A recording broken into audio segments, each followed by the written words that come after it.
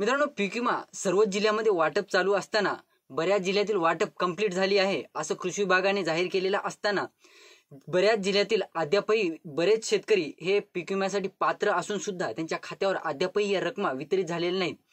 जिल्ह्यातील आपण ज्या जिल्ह्याविषयी माहिती घेणार आहोत त्या जिल्ह्यामध्ये जवळपास 163 कोटी रुपयांचा पीक विमा मंजूर करण्यात आलेला।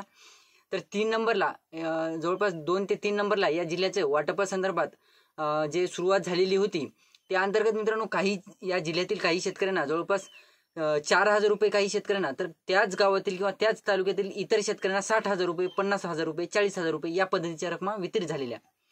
कृषी विभागाने आणि पीक विमा कंपनीने डायरेक्टली सांगून टाकलेले की बाबा हा जिल्हा कंप्लीट झालेला आहे, परंतु अद्यापही या जिल्ह्यातील या तालुक्यातील शेतकऱ्यांचे आपल्याला कमेंट येतात की बाबा आम्हाला अजूनही पीक विमा मिळालेला नाही, आमच्या जिल्ह्यातील वाटप कंप्लीट झालेले आहे, कृषी विभाग म्हणत आहे, कंपनी म्हणत आहे, मग आमचं काय, आम्ही पात्र असून सुद्धा आमच्या खात्यावर ही रकमा येणार की नाही, असे बरेच प्रश्न शेतकऱ्यांच्या मनात उद्भवलेले आहेत। त्याच प्रश्नांची उत्तरे आपण 3 ते 4 मिनिटांमध्ये क्लिअर करण्याचा प्रयत्न करणार आहोत। तत्पूर्वी जर चॅनलवर नवीन असाल तर चॅनलला सबस्क्राईब करा आणि समोरील जे बेल आयकॉन बटन आहे ते दाबायला विसरू नका। तर नमस्कार मित्रांनो, मी राज सुरेकर, स्वागत आहे कृषी मॅन यूट्यूब चॅनलमध्ये।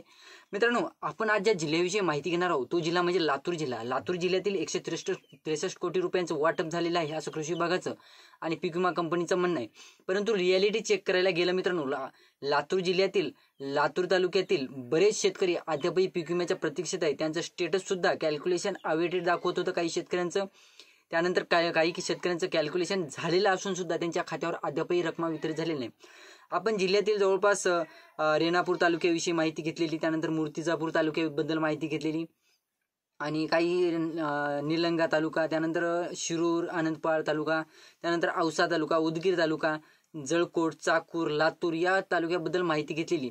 आपण असं नाही म्हणणार की लातूर तालुक्यामध्ये पूर्ण शेतकरी बाकी आहेत, लातूर तालुक्यामध्ये वाटप सुद्धा झालेलं आहे, काही शेतकऱ्यांना हेक्टरी 37,000 रुपये, 40,000 रुपये या रकमा वितरित सुद्धा झालेल्या। परंतु मित्रांनो, त्याच तालुक्यातील लातूर तालुक्यातील बरेच शेतकरी अद्यापही या पीक विम्याच्या प्रतीक्षेत आहेत, त्यांना अद्यापही हा पीक विमा वाटप झालेला नाही।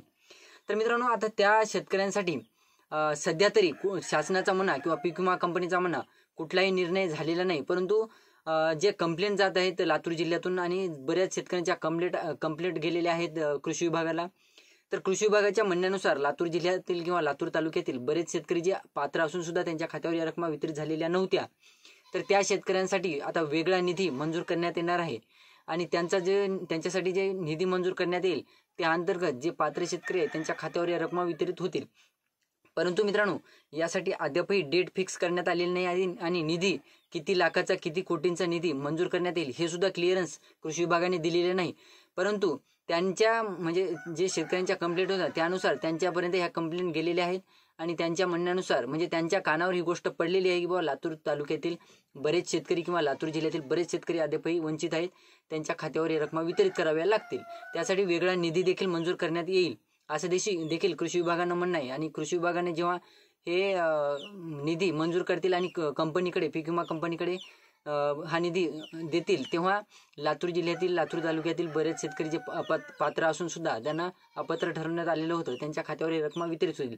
परंतु मित्रांनो, त्यासाठी मे महिन्याचा पूर्ण कालावधी सुद्धा जाऊ शकतो किंवा मे महिन्याच्या 15 तारखेच्या नंतर सुद्धा या रकमा वितरित होऊ शकतात, परंतु अद्यापही या बाबतीत कुठलेही क्लिअरन्स नाही। परंतु जे उर्वरित शेतकरी आहेत त्यांना ह्या रकमा वितरित होतील ही मात्र गॅरंटी दिलेली आहे कृषी विभागानं।